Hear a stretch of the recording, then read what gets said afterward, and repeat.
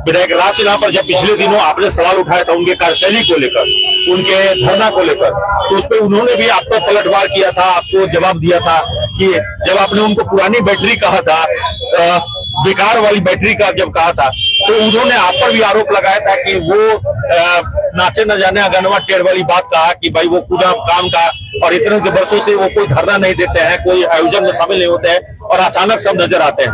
तो वो सीधे आप पे कह रहे हैं कि वो बैठे बैठे राजनीति कर रहे हैं, हम तो धरना देके कर रहे हैं, हम तो धूप में बैठ रहे हैं।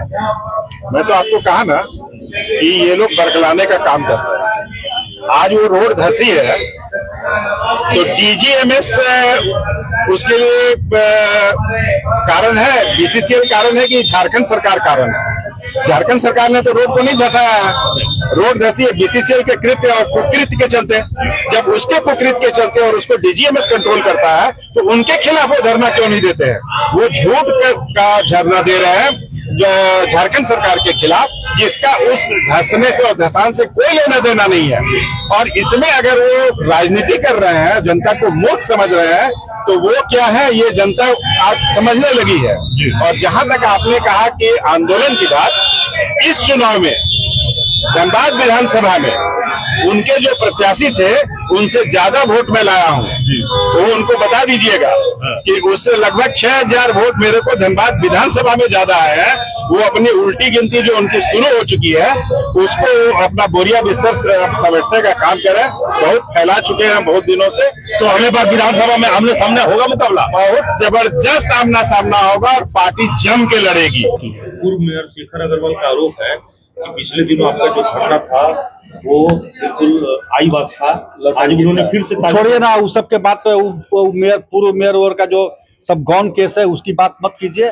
हम लोग क्या कर रहे हैं उस पर कर रहे हैं। डीजीएमएस और बीसीसीएल का वो जो कि राज्य सरकार भूदशा नहीं कराई है, जो अपने से हुआ है नहीं, आखिर ये प्रश्न उठता है कि वहां पे अभी माडा वहां खोद रहा है, उसी जगह पे 10-15 फीट 7 फीट जो भी है खोद रहा है, उसी जगह पे खोद रहा है। कोई खतरा नहीं है, कोई वहां आग नहीं निकल रहा, कोई राख नहीं निकल रहा है, वहां तो अच्छी मिट्टी निकल रही है।